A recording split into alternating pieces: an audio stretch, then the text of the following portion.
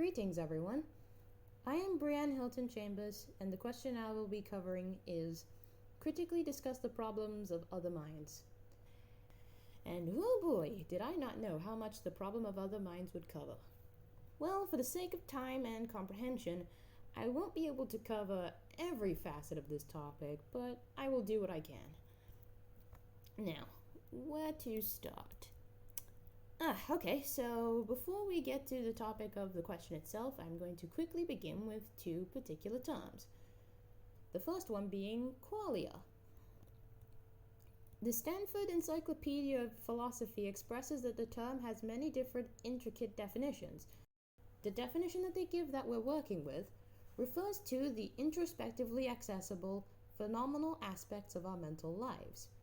Simply put, qualia is the belief that experiences, the mental and conscious, are subjective or personal to each and every individual. An example of this was the dress, a viral phenomena that swept the internet in 2015. The dress was a photo of, well, a dress, but people seemed to come to a disagreement as to whether or not the dress were the colors black and blue or white and gold. It's just one of many instances that goes to show that human perception or experiences really do vary. Some optical illusions tend to have the same effect too. Okay, quickly, just for fun, what's the first thing you see here? Raise your hand if you first saw a duck. Okay. Raise your hand if you saw a rabbit. Well, even if none of you raised your hands, I'm going to assume that you saw one or the other first. What about this image? Raise your hand if you see a cup. All right. Raise your hand if you see two faces looking at each other. You know, you don't have to, but if you aren't raising your hands, this is really quite awkward. Oh well. Again, not everyone is going to see the same thing first. Okay, which way is the lady spinning? You can raise your hands again for this one if you want. Right? Left? Maybe you can even trick your brain and make her move in either direction? Never mind. The point is that we all perceive and experience things differently and subjectively. The next term is asymmetry or asymmetry. In this context, referring to the way that we are able to discern ideals, thoughts, and feelings and more of ourselves one way, but we cannot know about the same attributes of someone else through the same means. Say, for example, you are looking at an apple. Ignoring the idea of a situation where you happen to not know what an apple is, you observe the color of the apple as red. You wouldn't need to ask someone else if the apple you are looking at is red, nor would you be able to get a correct response per se. The apple that you are seeing, that you are experiencing as red, is subjective to your individual experience, and direct enough that you don't need to, or can't really ask anyone else about your perspective. You could, but they would probably be telling you what they are experiencing based on what they've come to learn by association, not what you are experiencing and have learned to associate. On that note, if someone else were to look at an apple, they may not have the same experience as you. They may see the apple as green for all you know. Even if you want to argue that if both of you are seeing the same apple as red, then you are both having the same experience, you may not truly be experiencing that apple the same way as the other person. Side note, they may even say it's red when, if you are able to look through their eyes, what they are seeing is what you would call green. That is what people call inverted spectrum. But in the end, how would you even know how this other individual is experiencing this apple? You would not be able to simply look inside yourself and tell what they are experiencing. You're not psychic, are you? You can't use telepathy and read this other person's mind for their experience. No. This is what we dub as asymmetry, that we can usually determine our own mind through direct means, but we cannot use the same method to determine other minds. We can only determine that through indirect means. Or can we? More specifically, is there any way to discern that others feel emotions or sensations? Or that others can think? How do we even know that others have minds? Which, I suppose, leads us from our momentary but relevant detour back to the topic at hand, the problem of other minds. Progressing from the concept of asymmetry, the notion that we can usually know about our own minds, but we can't directly know about the minds of others, skepticism furthers this to questioning if others even have minds to begin with. The epistemological issue being, how do you know that other beings exist who have thoughts, feelings, and other mental attributes? And, on that note, can you justify such a belief? How would you go about doing so? There is also a conceptual discussion to the problem, as well as quite a few other points of view in the discussion of other minds, but for the sake of time and sanity, I will only be going over the traditional epistemological problem. Arguments from analogy. Generally, the argument from analogy takes two or more things, observes similarities between them, and deduces that further similarities can be made in relation to those that have already been observed. A quick example of this would be that we know that fire produces smoke. One day you look out onto the horizon and you see smoke, but no fire. You deduce, therefore, that there must be a fire, presumably out of your line of sight, producing the smoke. In the context of other minds, a few notable names have written in regard to this argument, Bertrand Russell being one of them. John Stuart Mill has also written on the lines of this argument. First, they have bodies, like me, which I know in my case to be the antecedent condition of feelings, and because, secondly, they exhibit the acts and outward signs, which in my own case I know by experience to be caused by feelings. To simplify this argument, it can be written like this. P1. I have a mind. P2. I know that my mental states cause my behaviors. P3. Others have bodies like mine and behave similarly in similar situations. C1. Therefore, by analogy, their behavior has the same type of cause as my behavior. C2. Therefore, other people have minds. Sounds simple enough? Well, as is the case with all theories, it has its critiques and counterpoints. Argument from analogy can work for other cases, but when it comes to other minds, we cannot logically confirm the conclusions. In this case, we cannot use a single example as means to say that this is how it works for everyone. A single case cannot be applied to every instance. With the notion of qualia and how everyone's experiences are subjective to the individual, yes, it wouldn't be effective to just draw from our own experiences and assume that is the case for all others.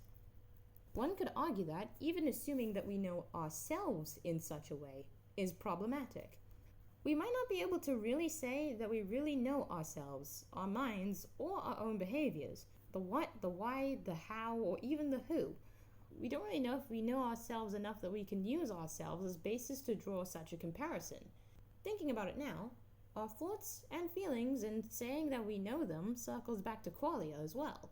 What one may learn as sadness may not be what someone else has learned or deemed to be sadness. Now, on that already mentally taxing proposal, we could leave it there and call it a night for the argument of analogy. But there has been a bit of bulk added to the argument in defense that may be best to briefly cover. The outline of the second argument from analogy goes, P1. This behavior has a mental cause. P2. That behavior has a mental cause. P3. That third behavior, etc., has a mental cause. P4. Other people exhibit the same types of behavior as cited above. C1. Therefore, many behaviors have a mental cause. I know this from my own experience. C2. Therefore, other people have minds.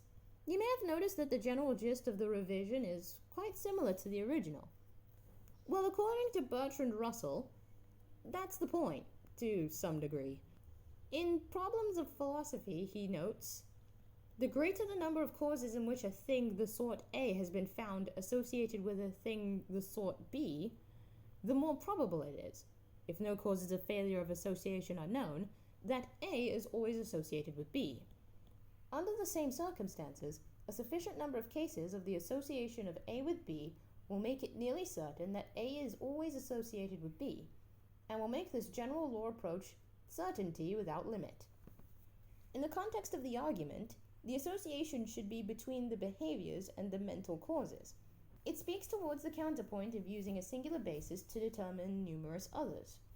Put simply, the more we apply the association of a thing with another thing, in this case, behaviors and mental causes, the more certain we can be of the association. And from there, theoretically, the continuous observed association of behaviors with mental causes should fuel our certainty towards any other associations made.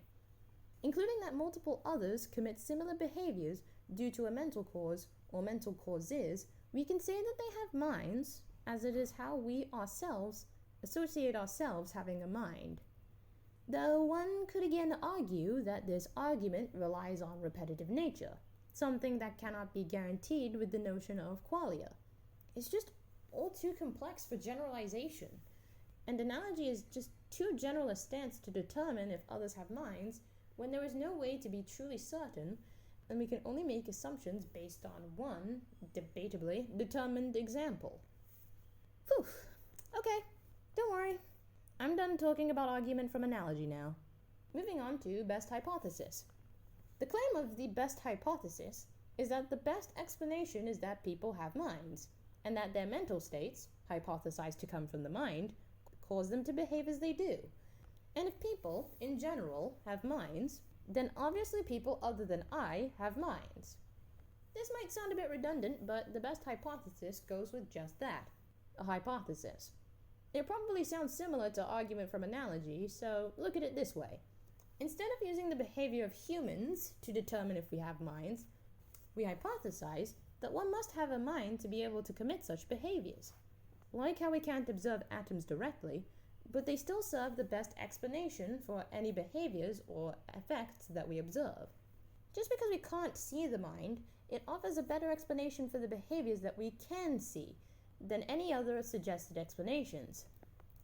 Speaking of not being able to see the mind, remember how I said I would only cover the epistemological side, and that I wouldn't cover the conceptual side of the problem of other minds? Well, yeah, I lied. Sort of. Ludwig Wittgenstein spoke on his perspective of the problem of other minds. Mind you, his viewpoint is not the best hypothesis theory. No pun intended. He had his own analogy to give as his perspective of the problem, which some sources say tilts into the conceptual issue, not the epistemological. In the case that I may not have the time to read the 2 bulky paragraphs of text I have selected from Philosophical Investigations, in reference to pain and how we perceive others in juxtaposition or in contrast with our own, let alone if we can or cannot deny someone else's pain in that sense, I will quickly summarize the idea of the beetle in the box analogy through 4 points. Everyone has a box. This box is private to each individual.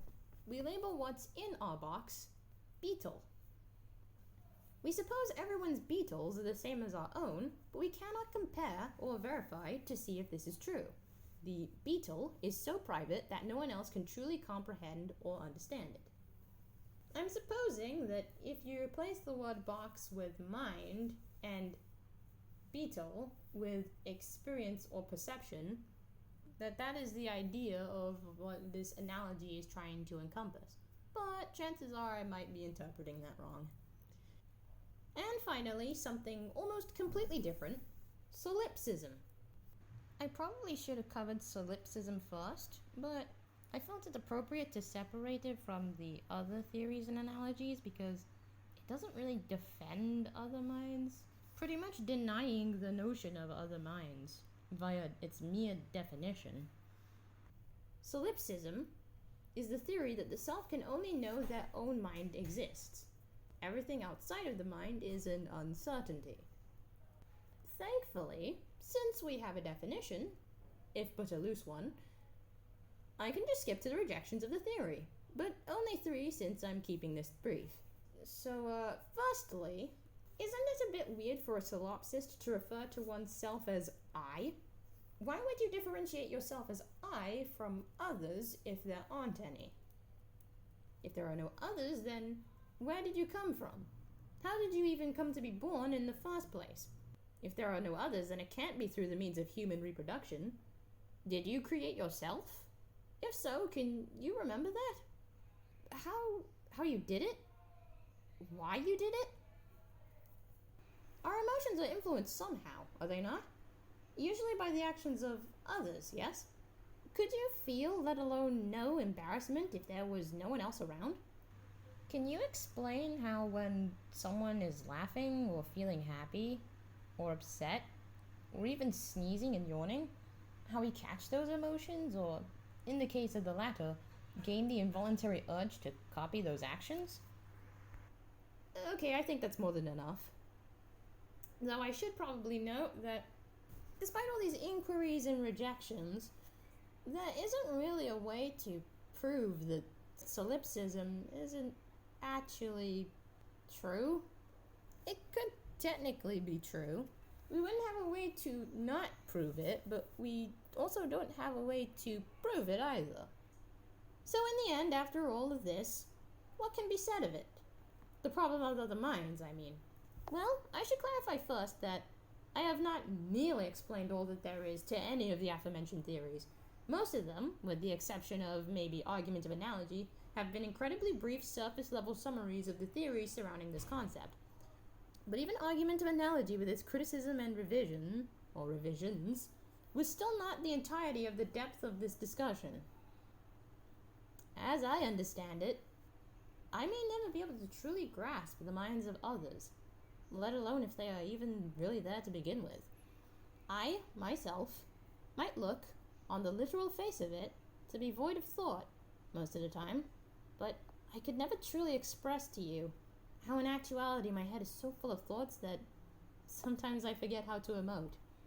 In the same way, I could never comprehend what you're feeling, thinking, the magnitude of it all.